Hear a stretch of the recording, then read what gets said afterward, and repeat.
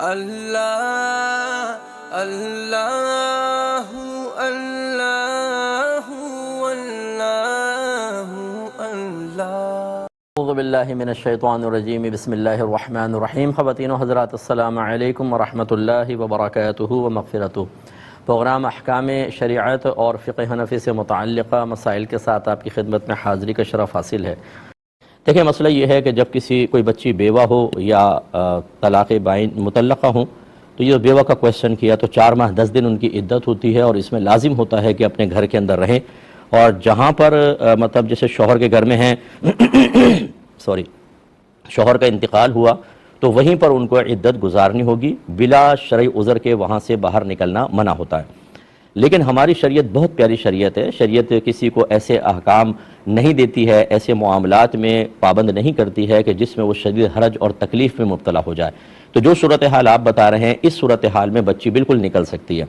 چنانچہ اگر کوئی فرض کر لیں کہ کسی ایسی جگہ بچی ہو کہ وہاں علاج ہی نہ ہو سکتا ہو، تو وہ علاج کے لیے نکل سکتی ہیں۔ کورٹ میں پیشی وغیرہ ہے کہ نہیں جائیں گی تو کیس بگڑ جائے گا، تو وہ دوران عدت کورٹ وغیرہ بھی جا سکتی ہیں۔ ایسی اگر کسی کی زمینیں وغیرہ ہیں اور اسے یقین ہے کہ اگر میں وہاں پر نہیں جاؤں گی تو مزارع وغیرہ فصلیں کھا جائیں گے اور شدید نقصان ہوگا، تو بوقت ضرورت اور بقدر ضرورت وہ جا سکتی ہیں۔ ایسی کوئی بہن ہے کہ جن کی جاب ہے اور کوئی کمانے والا نہیں ہے، چھوٹے بچے بھی ہیں، اگر وہ جاب پہ نہ جائیں تو نکال دیا جائے گا، دوسری کو جاب ملے گی نہیں، کفالت کرنے والا کوئی ہو نہ ہو، یہ ساری کنڈیشن کوئی نہ ہو کفالت کرنے والا، تو وہ بقدر ضرورت دوران عدت بھی جاب کے لیے جا سکتی ہیں۔ لیکن جیسی جائیں بس ختم ہو فوراً واپس آئیں، اس سے عدت ختم نہیں ہوتی۔ اور اب جیسے آپ فرما رہے ہیں، اگر عزت کا مسئلہ ہے، جوان بچی ہے، سنسان علاقہ ہے اور دیگر نقصانات ہو سکتے ہیں، تو بالکل وہ اپنا مقام تبدیل کر سکتی ہیں اور دوسرے مقام پر آ کر عدت پوری کر لیں۔ اس باہر نکلنے سے یہ گناہگار نہیں ہوں گی۔ لیکن بس یاد رکھیں، جو عورتوں میں معروف ہے جی قدم باہر نکال لیا عدت ختم، ایسا نہیں ہوتا، عدت کنٹینیو رہے گی،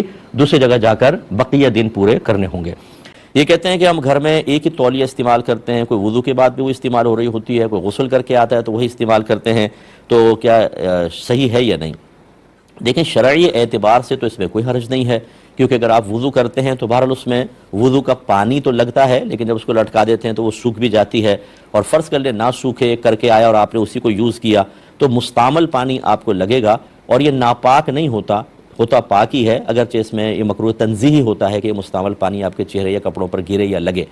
اور اسی طرح غسل بھی اگر کوئی کرے گا، چاہے غسل جنابت اس نے کیا ہو، اس پہ بھی جو پانی لگ کر گرتا ہے وہ ناپاک نہیں ہوتا، مستعمل ہوتا ہے۔ اور مستعمل کا مطلب یہ ہے کہ اس سے وضو یا غسل آپ نے کیا ہو، جس کو ہم نجاست حکمیہ کہتے ہیں، یا ثواب کی نیت سے اس کو استعمال کیا، یا میت کو جب ہم غسل دیتے ہیں جو پانی گرتا ہے اس کو مستعمل کہتے ہیں، تو لہٰذا وہ پانی ناپاک نہیں ہوتا، لیکن اس کو جسم سے لگنا نہیں چاہیے۔ تو اس لیے اگر تولیہ کو یوز کرتا بھی ہے تو اسے چاہیے دھوپ میں ڈال دے تاکہ خشک ہو جائے۔ یہ تو ہے شرعی مسئلہ۔ باقی جو طبی نقطۂ نگاہ سے ہے وہ یہ کہا جاتا ہے کہ ایک دوسرے کے اس طرح کے ٹاول کو یوز نہ کریں، کہ بعض اوقات اسکن جو ہوتی ہے کھال سینسٹیو ہوتی ہے، حساس قسم کی ہوتی ہے، اور ہر ایک استعمال کر رہا ہوتا ہے، تو یہ اور جہاں گندے قسم کے لوگ ہوں معذرت کے ساتھ کہ ٹاول صاف کرتے کرتے ناک بھی اس سے پہنچ دی، اب دوسرا بیچارہ منہ صاف کرے گا تو پھر آپ سوچ سکتے ہیں کہ یہ قدرتی میک اپ جو اس کے منہ پہ لگے گا وہ کیا ہوگا۔ تو یہ اگر اس قسم کے غلیظ قسم کے کوئی لوگ ہوں تو پھر میری گزارش ہے کہ اپنی اپنی تولیہ رکھیں، اور جو نظافت والے ہوتے ہیں میں نے دیکھا ہے کہ وہ اپنا ایک